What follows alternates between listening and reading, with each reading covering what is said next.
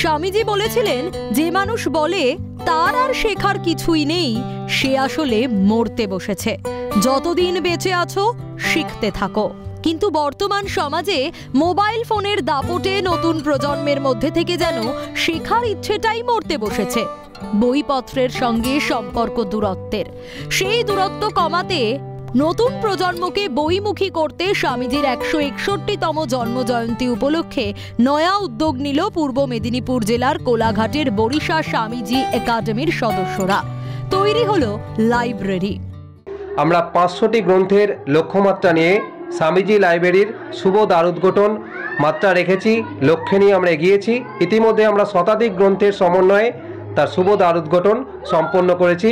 আমরা এই অভিভাবকেরা খুবই আনন্দিত এবং অভিভূত, কারণ আমাদের বাড়ির বাচ্চারা, আমার বাড়ির বাচ্চা বা আশেপাশের বাচ্চারা এখন বেশিরভাগ সময় মোবাইলে আসক্ত হয়ে পড়ছে। বেশিরভাগ সময় তারা পড়াশোনা খেলাধুলা বাদ দিয়েও সব সময় তারা মোবাইল নিয়েই সময় কাটায়। আমি চাইবো সেই সময়টা, সেই বাচ্চাগুলো কিছুক্ষণ সময় পেলেও এই ক্লাবে এসে এলাকার মধ্যে একটা স্বামীজি লাইব্রেরি স্থাপন করার জন্য এখান থেকে আমরা আমাদের প্রয়োজন মতো বই সংগ্রহ করতে পারবো। এমনকি বাচ্চাদেরও অনেক সুবিধা হয়েছে। স্বামীজির পূর্ণ জন্ম জয়ন্তীতে ছড়িয়ে পড়ুক তাঁর ভাবনা, উন্নত হোক ভবিষ্যৎ প্রজন্ম, গঠন হোক সুন্দর সমাজ। অরুণাভ মান্নার রিপোর্ট, ক্যালকাটা নিউজ।